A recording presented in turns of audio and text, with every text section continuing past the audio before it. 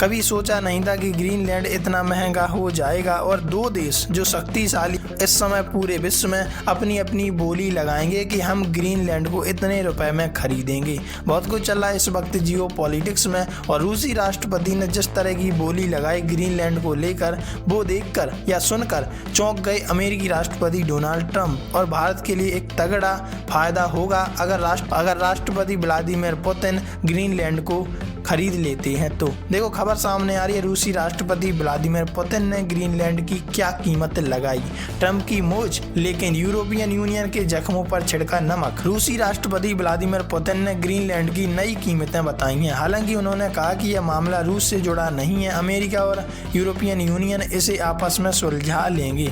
रूसी राष्ट्रपति Vladimir Putin ने कहा है कि अमेरिकी राष्ट्रपति डोनाल्ड ट्रंप अगर ग्रीनलैंड खरीदना चाहते हैं तो डेनमार्क से इसकी कीमत 200 से 250 मिलियन डॉलर लगभग 23 अरब डॉलर के बीच हो सकती है। पुतिन ने यह बात 21 जनवरी 2026 को रूस की सिक्योरिटी काउंसिल की बैठक में कही।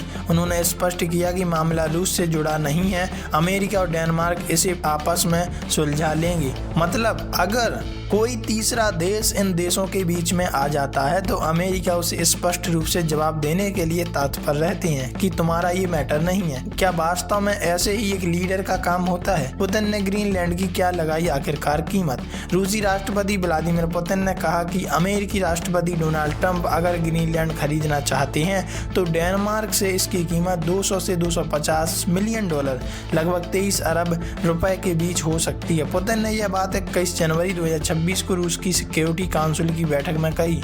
उन्होंने स्पष्ट किया कि यह मामला रूस से जुड़ा नहीं है, अमेरिका और डेनमार्क इसे आपस में सुलझा लेंगे। पुतिन के ऐतिहासिक उदाहरण देते हुए कहा कि रूस ने 19वीं सदी यानी 1867 में अमेरिका को 7.2 बिलियन डॉलर में अलास्का बेच दिया था।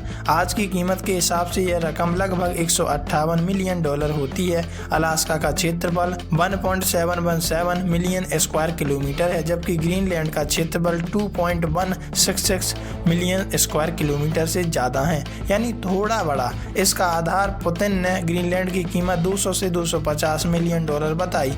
उन्होंने कहा कि अमेरिका के लिए यह रकम आसानी से चुकाई जा सकती है। डेनमार्क ने अमेरिका को बेचे थे वर्जिन आइसलैंड।